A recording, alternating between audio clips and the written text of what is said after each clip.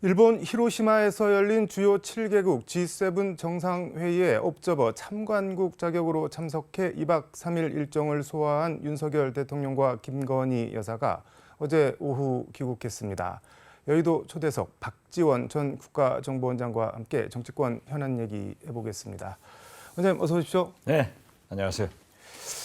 일단 한미일 정상회담을 포함한 G7 윤석열 대통령 외교 일정 총평을 하신다면 어떻게 하실까요? 한미 정상회담에서는 경제를 퍼주고 왔고 한일 정상회담은 세 번째 해서 결국 역사를 퍼주고 왔습니다. 이제 이번 G7 초청을 받아서 어느 정도 효과도 있지만은 후쿠시마 오염수 둘러리를 쓰고 오셨다. 저는 그렇게 봅니다. 국민의힘에서는 대한민국 1호 영업사원답게 대한민국 국격을 드높이고 실익 외교를 펼쳤다. 한미일 공조 노력의 결실을 맺기 시작했다. 이렇게 평가를 했는데 동의를 좀 못하시는 건가요? 그러면은? 그러한 좋은 평가도 일리는 있습니다. 네. 그렇지만 우리가 잃은 게 너무 많습니다. 미국 한미 정상회담에서는 잘 아시다시피 전기차, 반도체, 배터리 등 총체적으로 우리가 받은 것은 없습니다. 한일 정상회담에서는 우리의 역사, 위안부, 강제징용, 배상 이러한 것을 다 퍼주고 얻은 것은 없습니다. 물론 한미일 공조, 동맹을 통해서 안보적 효과는 있지만은 후쿠시마 문제에 관련해서는 말씀하신 대로 민주당에서 조연으로 들러리 섰다 이렇게 비판을 했던데 왜 한마디 말도 못하냐. 근데 그 G7 정상회의에서 후쿠시마를 언급할 그런 계제가 되나요? 그런데? 그렇기 때문에 둘러리를 서고 온 거죠. 민주당에서 늦게나마 그러한 집회를 통해서 강력히 항의한 것은 아주 잘한 일입니다. 거듭 말씀드리지만 그렇게 깨끗하면은 화장실 물로 쓰든지 일본의 농업용수나 공업용수로 쓰면 되지 왜 방류를 하느냐 이러한 문제를 제기해야 되고 최근에 보면은 옥스퍼드 앨리슨 교수는 안전하다. 만약 오염수가 내 앞에 있으면 10리터라도 마시겠다. 이렇게 말씀을 하지만은 그분이 과연 마실 수 있겠는가? 그분의 손자한테 그런 오염수를 먹일 수 있겠는가? 아니 근데 마셔도 될 정도로 안전하고 깨끗하면 왜 굳이 그렇게 여러 절차를 거쳐서 태평양에 방류를 하려고 하는 걸까요? 바로 그겁니다. 그렇게 안전하다 하면 왜 파이프를 이용해서 저 태평양까지 끌고 가서 거기서 방류를 합니까? 왜 일본 국민이, 일본 어민들이 그렇게 반대를 하는데 밀어 나가는지 그건 이해가 할 수 없습니다. 더욱이 국민의힘에서 그 앨리슨 교수를 초청해서 그러한 그 세미나를 열었더라고요. 그러면 도대체 국민의 건강을 해치는 후쿠시마 오염수를 우리가 마셔야 되는가? 거기 물을 먹고 자란 농수산물을 우리가 먹어야 되는가? 민주당이 이 문제에 대해서 화끈하게 우통 벗고 투쟁을 해서 국민 건강을 지켜줘야 된다. 한 말씀 더 말씀드리지만 광우병 환자가 오늘 신문 보도 보니까 미국에서 발생했더라고요. 어떤 경우에도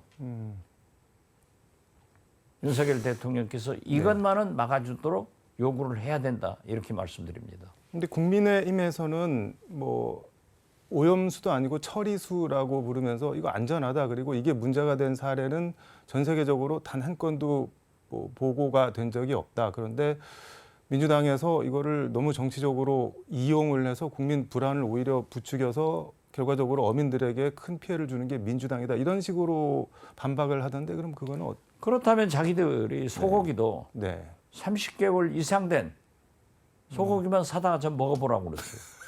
그거랑 자기들이 그렇게 원한다면은 후쿠시마 오염수 먹고 자란 그 농수산물을 자기들 사다 먹고 그 물을 좀 마시고 살아보라고 했어요. 이건 안 되는 겁니다. 예전에 처음 그 후쿠시마 원전 사고 났을 때 거기 취재 갔을 때 취재진들이 혹시 어떤 영향이 있을지 몰라서 결혼해서 애 낳은 취재진들만 보내는데 그렇죠. 미혼인 기자들한테는 무슨 영향이 나중에 있을지 몰라서 아무튼 이건 좀 뭐 그런데 어저께 G7 이번에도 G7 정상회의에 후쿠시마산 네. 사케 정종을 내놨다는 거 아니에요. 네. 나 얼마나 마셨는지 모르겠어요. 과연 국민의힘 의원들이 거기산 먹을까요? 그분들은 돈이 많으니까 노르웨이산 연어를 많이 먹게 될 거예요. G7 정상회의 확대 세션에 어제 윤석열 대통령이 참석해갖고 러시아 우크라이나 침공에 대해서 힘에 의한 현상 변경 시도가 달성되는 것은 절대 안 된다 이렇게 강하게 비판을 했는데 이 힘에 의한 현상 변경 반대 이게 중국 대만 문제도 많이 쓰는 말이고 한데 윤 대통령 언급 어떻게 보셨나요? 저는 우크라이나를 러시아가 침공한 것은 윤석열 대통령이 비난한 것은 잘 하셨다. 네. 저는 그렇게 봅니다. 그리고 평화를 위해서 네. 인간의 생명을 위해서 지뢰 탐지기는 제공하는 것은 좋은 일이지만 네. 지금 젤란스카 네. 그 젤란스키 대통령 부인이 네. 한국을 방문했을 때 윤석열 대통령을 만나셨잖아요. 네. 그런데 젤란스카 여사가 트위터에 윤석열 대통령이 방공망을 제공해 주기로 했다 하는 내용을 러시아의 타스 통신이 보도를 했어요. 네. 그런데 이 방공망은 무기입니다. 만약 무기를 제공한다고 하면은 네. 했다고 하면은 한다고 하면은 과거나 현재나 미래 러시아와 우리 관계는 굉장히 어려워지기 때문에 네. 어떠한 경우에도 지뢰 탐지기 등 그러한 비살상 무기를 제공해야지 젤란스카 여사가 트위터에 네. 올려서 러시아의 타스 통신이 보도한 방공망 제공 같은 것은 하지 않아야 된다. 저는 그렇게 말씀드립니다. 저는 그렇게 생각하지만은 어떤 경우에도 네. 살상 무기를 제공해서는 안 되고 방공망은 네. 제공했다는 하겠다고 약속한 젤란스카 여사의 트위터와 네. 타스 통신 보도에 대해서도 정부가 명확한 해명을 해주는 것이 좋지. 지금 우리나라 언론에서 보도되지 않는다고 해서 그러한 오해가 러시아가 갖게 되면은 앞으로 언젠가는 종전되건 휴전되건 우리는 러시아와 경제 협력 관계를 가져야 되는데 장애가 될 것이다. 저는 그렇게 봅니다. 방공망 제공은 비살상 무기 제공은 아니라고 보시는 거네요. 그러면은 방공망은 네. 이 살상 무기가 됩니다. 왜냐하면은 미사일 같은 것이 돌아오면 요격시키는 네. 그런 무기이기 때문에 문제가 되고 네. 지뢰 탐지기 같은 것은 살상 무기가 아니죠. 예. 오히려 생명을 구하는 일이기 때문에 네. 필요하지 않느냐. 잘 구분해서 해줘야 되고 방공망 제공에 대한 네. 거듭 우리 정부의 명확한 입장을 한번 요구해 본다. 저는 그렇게 말씀드립니다. 지금 G7 정상회의에서 이제 중국과 러시아 견제하는 내용 공동 성명을 채택했는데 여기에 이제 중국 외교부는 중국 내정을 난폭하게 간섭했다 아주 강하게 반발했고 러시아는 선전포고라는 단어까지 써가면서 여기도 아주 강력하게 반발했는데 이게 우리나라에 영향이 있을까요? 이게? 굉장히 영향이 있을 겁니다. 미중 갈등으로 네. 지금 현재 중국은 우리에게 무자비한 경제 보복을 하고 있고 그게 현실로 나타나서 네.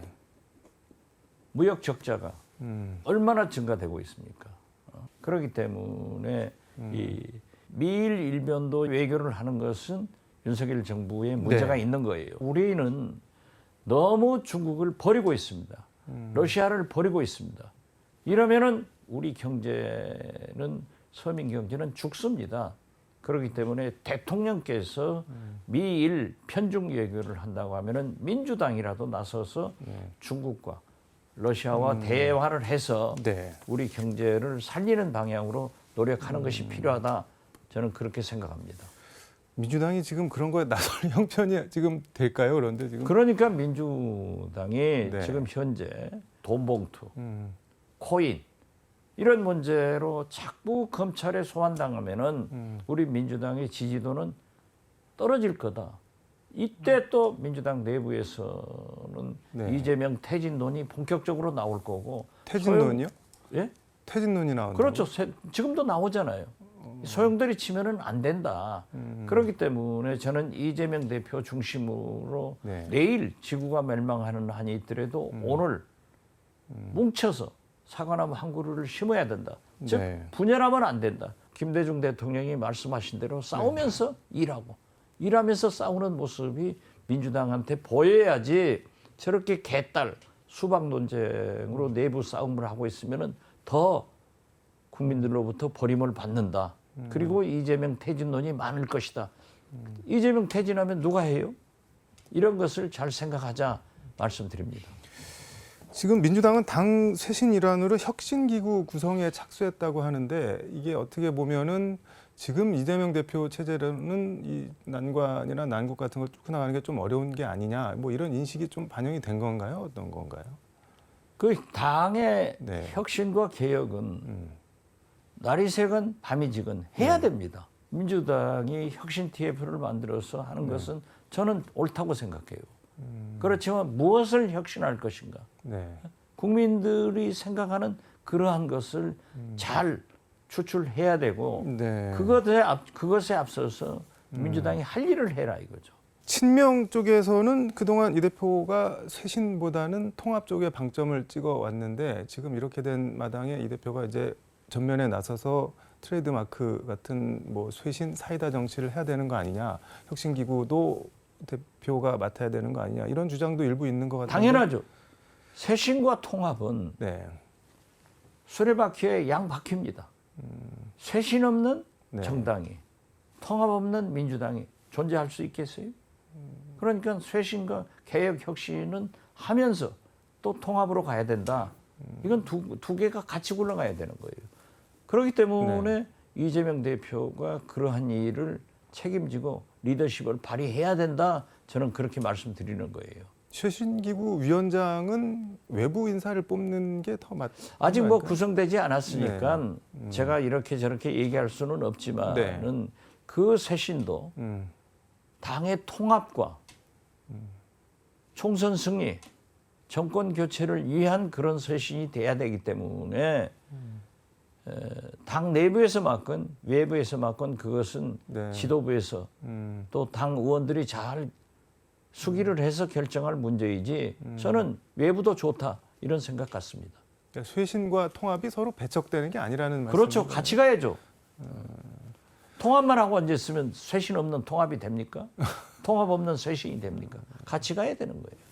김남국 의원은 제명 얘기까지 나오던데 뭐 양이원영 의원 같은 경우는 아니 코인 그거 합법인데 그렇게까지 몰아세울 필요가 있냐 이렇게 변호하는 목소리도 좀 있고. 제가 김남국 의원한테 충고를 했지만 김남국 의원이 지금 할 일은 네.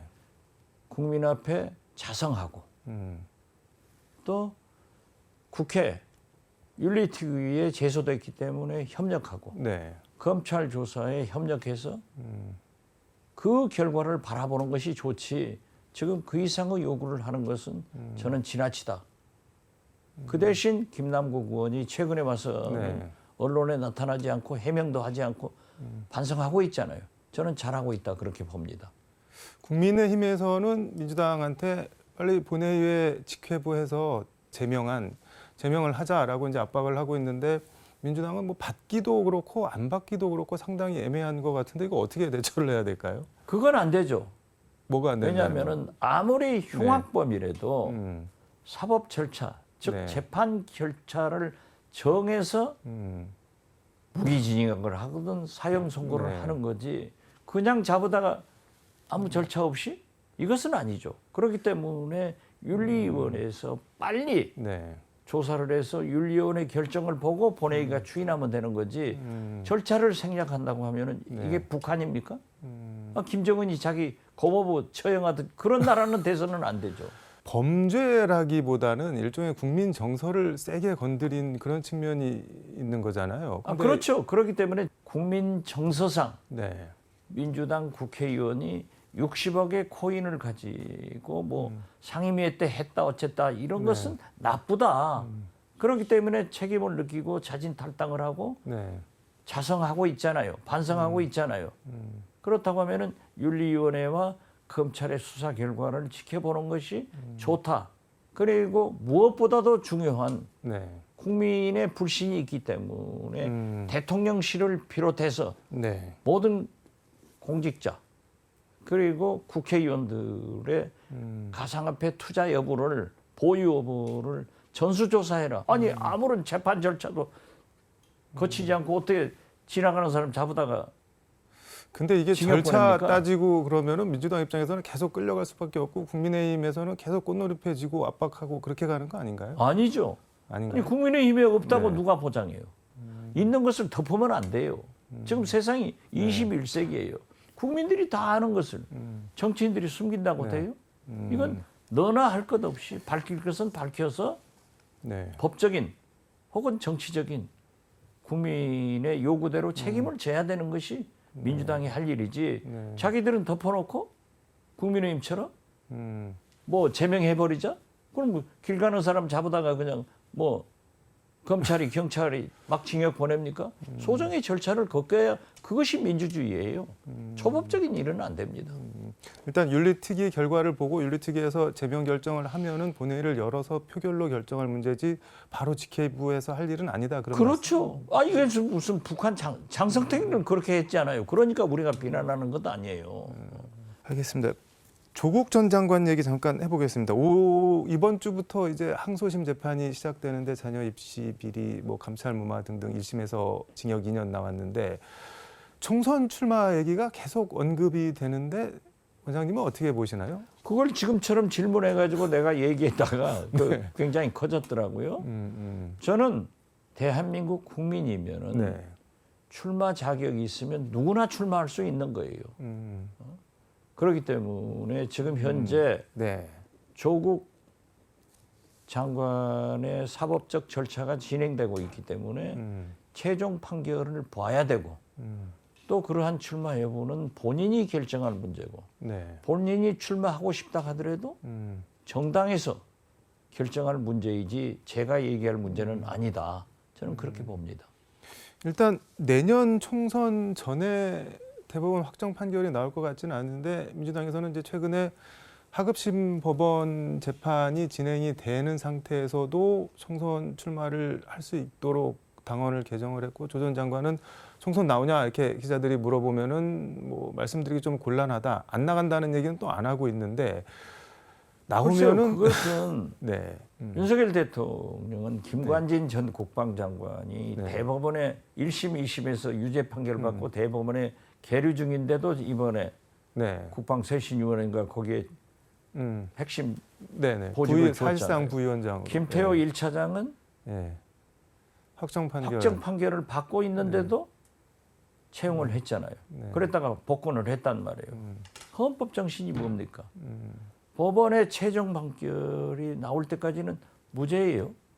무죄 추정은 원칙이에요. 네. 그렇기 때문에 그것은 아직 확정 판결이 나오지 않았다고 하면은 무죄 추정은 원칙에 의해서 헌법 정신대로 출마할 권리가 있다.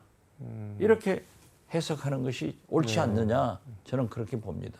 신평 변호사 같은 경우는 조국 전 장관을 대통령감으로까지 평가를 하던데 좋은 의미에서든 나쁜 의미에서든 현실 정치에 뛰어든다면 그 정도 파괴력이 조 전 장관한테 있다고 보시나요? 아니면은 글쎄요, 신평 변호사는 잘 아시다시피 네. 윤석열 대통령의 멘토라고 네. 대통령실에서나 대통령이 그러기 때문에 가까우신 것 같아요. 네.